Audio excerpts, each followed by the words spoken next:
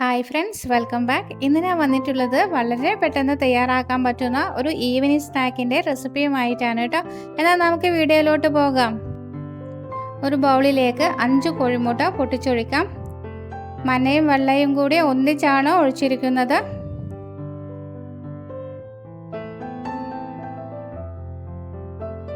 ഇതിലേക്ക് 1/4 കപ്പ് പഞ്ചസാര ചേർത്ത് കൊടുക്കാം.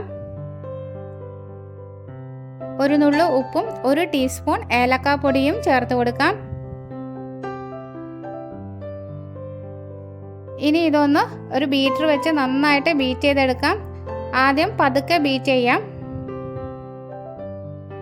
ഇതിലേക്ക് ഒരു നുള്ള് യെല്ലോ ഫുഡ് കളർ ചേർത്ത് കൊടുക്കാം. നല്ലൊരു കളർ കിട്ടുന്നതിന് വേണ്ടിയിട്ടാണ് ഇത് ചേർത്തിരിക്കുന്നത്.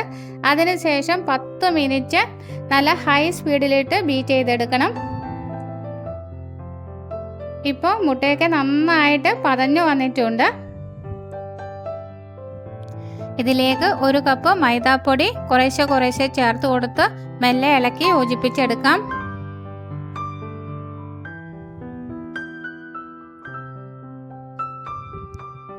ഒന്നാകെ ഒരിക്കലും ഇട്ട് കൊടുക്കരുത് കേട്ടോ. കുറേശ്ശെ ഇട്ട് കൊടുക്കാൻ പ്രത്യേകം ശ്രദ്ധിക്കണം.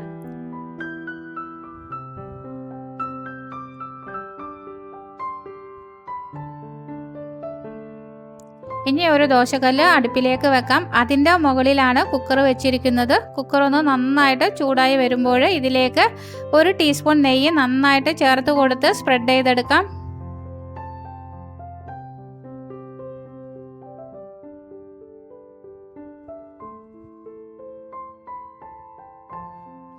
ഇനി നമ്മൾ നേരത്തെ റെഡിയാക്കി വെച്ചിരിക്കുന്ന ബാറ്റർ ഇതിലേക്ക് ഒഴിച്ചു കൊടുക്കാം.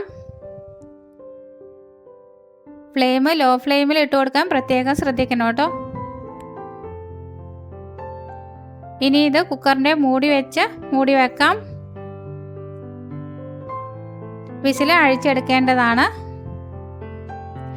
ഒരു 25 മിനിറ്റ് ലോ ഫ്ലെയിമിൽ നന്നായിട്ട് ഇത് വേവിച്ചെടുക്കാം. ഇപ്പോൾ 25 മിനിറ്റ് കഴിഞ്ഞിട്ടുണ്ട്. നന്നായിട്ട് പൊന്തി വന്നിട്ടുണ്ട്.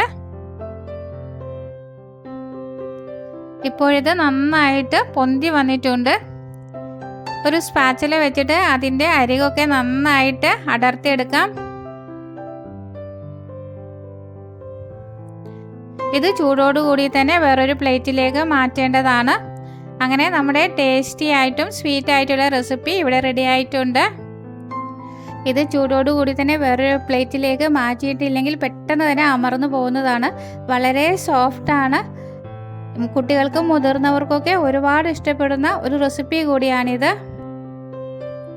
ഈ ഒരു റെസിപ്പി നിങ്ങൾക്ക് ഇഷ്ടപ്പെടുകയാണെങ്കിൽ ലൈക്ക് ചെയ്യാനും നിങ്ങളുടെ ഫ്രണ്ട്സിനും റിലേറ്റീവ്സിനൊക്കെ ഷെയർ ചെയ്ത് കൊടുക്കാനും മറക്കരുത് കേട്ടോ. പുതുതായി ഏതെങ്കിലും കൂട്ടുകാർ ചാനൽ കാണുന്നുണ്ടെങ്കിൽ ചാനൽ സപ്പോർട്ട് ചെയ്ത് സബ് ചെയ്യാനും കൂടി മറക്കരുത്. വലത്തുവശത്ത് കാണുന്ന ബെല്ലൈക്കൺ ക്ലിക്ക് ചെയ്ത് ഓൾ എന്ന് പ്രസ് ചെയ്താൽ മാത്രമേ ഞാനിടുന്ന അടുത്ത വീഡിയോയുടെ നോട്ടിഫിക്കേഷൻ നിങ്ങൾക്ക് ലഭിക്കുകയുള്ളൂ. Thank you for watching. By.